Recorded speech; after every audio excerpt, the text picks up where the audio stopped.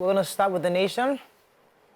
21 governorship appeals for hearing at Supreme Court this week.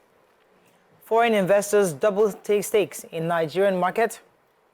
Police target 59 billion naira from vehicle registration. State, federal government on collision course over shareholding in oil firms. President orders probe of alleged 545 million naira fraud in the ministry. Humanitarian Affairs Ministry. EFCC didn't take any document away from our office, says Dangote. Supreme Court, waterways belong to federal government. And Tinubu approves 12 billion naira outstanding payments to Super Eagles and others. Okay. The Supreme Court, they've held that the control of activities on the nation's inland waterways, including levying and licensing of operators, belong solely to the federal government.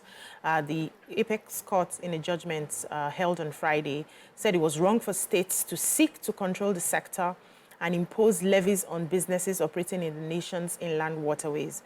They also held that the laws give exclusive control of such activities to the federal government through its agencies, the National Inland Waterways Authority, that's NIWA, and the Nigerian Maritime Standard and Safety Agency, NMASA, something. And no other tie of governments has that control.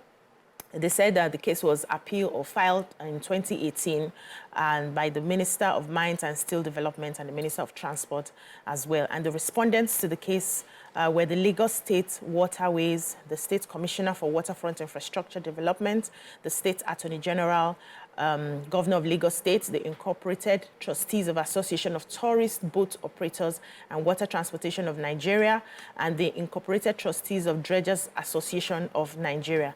And, you know, at the end of the day, they are saying that the only agency saddled with the responsibility to levy, impose, and charge rates utilization along the waterways is just the NIWA and the other one from the federal government. I knew this as a political science student, that the federal government owned the waters. So I didn't understand when I saw this that Lagos State had already filed an appeal on that because they wanted some sort of control. So the judge in Zobita was really appalled by the suit itself. He says that this, when politicians play around with words like resource control and all of that, when they know what they need to do.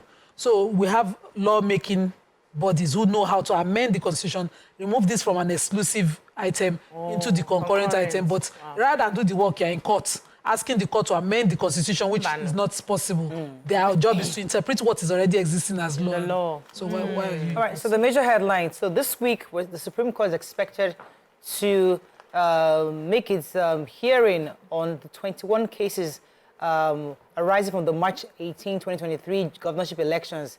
In a schedule this week, they'll be hearing for, giving their ruling on the cases on Ebonyi, Plateau, Delta, Adamawa, Abia, Ogun, Cross River, Akwa Ibom, Lagos, Osun State, and many others.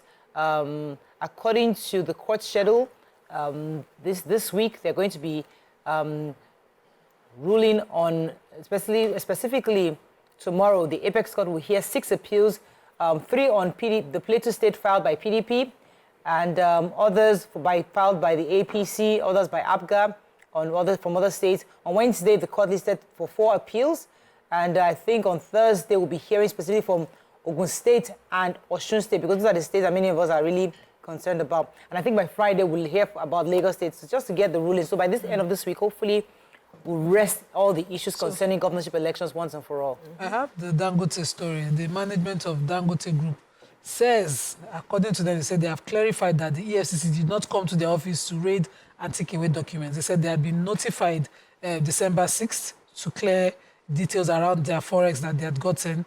And they said that, and it was not specific to the Dangote Group, this request for the details of the forex exchange allocated to them from 2014 to present was done to them and 51 other companies.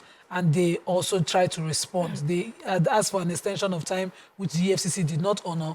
And while they took the documents, they said they compiled the documents and took to the EFCC themselves, but the EFCC rejected it initially, left while they were there, and went on that raid, which was, according to them, done staged to embarrass them as an entity. They went on to say that they are the highest employers in the private sector. They have a large contribution to the GDP of the nation, but I would love that all the sentiments are put aside and every beneficiary of how the forex was handled that brought us here to how the naira is badly, placed by the side of the dollar must be investigated. The EFCC should do their job without any they should not look at face. So says Elijah Nima. Yes, that's my personal opinion. Nigerians suffer hardly, really. We're buying fuel at this cost now because of dollar exchange. Private marketers are complaining dollar.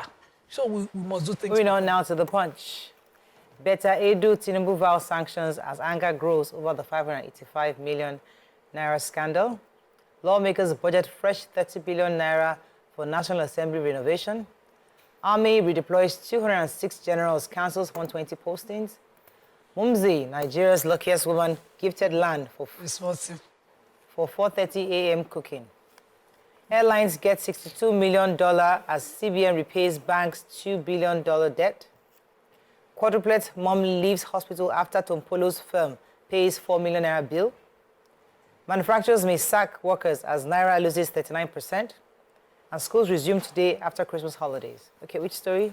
Okay, let me quickly just a good news story. YK had taken the story of the woman who had quadruplets and was still stranded in a private hospital. She had read out the name on the show last week, and hopefully, maybe because of watching our show, Tantita Security Services Limited, the one that is owned by Tompolo, Chief Government Tompolo, cleared the 4 million naira debt the woman is owing, and they freed her from the hospital's whatever. I don't want to call it detention, but Mrs. Gladys Omadiagbe and her babies are now at home and free.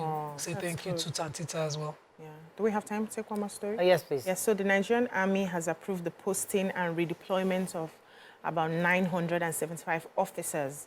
The exercise affected 206 generals, 64 colonels, 302 lieutenant colonels, 139 majors, and 122 captains, among others. A circular signed by Major General E.F. Unyola, which was dated January 4th, 2024, said that the appointment and redeployment of the officers will be taking effect from today. That's Monday. And according to the circular, the authorization for the amendment and deletion of a total of 120 officers was also given. Now, the affected officers, I've mentioned how many they are: 6 colonels, 26 lieutenant colonels, 33 majors, 26 captains, and 29 lieutenants. And they had not said the reason for the redeployments. But, the Major General said, or he was threatening to sanction officers who refused to resume at their new offices, and is advising commanders to ensure the release of the affected officers, that if they don't allow them to resume, they will bear the responsibilities of the officers' failure to resume to their duty post. So he's waiting to see that everybody resumes at the post that they have been assigned. Maybe if more details come out, we can find out why they had to redeploy a lot of them. I know redeploying officers is not easy. They have to consider their families, where they are used to, other commitments as well. So lawmakers have budgeted an additional 30 billion naira in the renovation of the National Assembly complex in the 2024 appropriation bill. The 30 billion earmarked for the renovation of the building is part of the 344 billion naira budget for National Assembly after they raised the allocations from 197 billion. I attended the National Assembly recently, and the building looked perfectly in perfect shape. In order. I went to go see. It's inside. So maybe it's inside where I get everything I was seeing from outside, inside. I entered to go. Is that money not too much to? 30 billion. I don't know what that place looks like. Anyway, the additional 30 billion brings to 60 billion the amount being spent on renovations of the National Assembly complex. I really need a breakdown of what is being renovated. Yeah. Because when I entered that place, it was such an awesome building. I was proud as a Nigerian. Wow, this is where our law is being passed. This is where lawmakers. Even be more expensive to maintain. The maintenance is a different thing, but renovating what means exactly? some parts are dilapidated. I need to revamp it. I didn't see the dilapidated English. Anyways, no problem. Let them not go and catch fire on that side. Let us go on a short break. When we come back, we continue with our front page review. Stay with us, we'll be right back.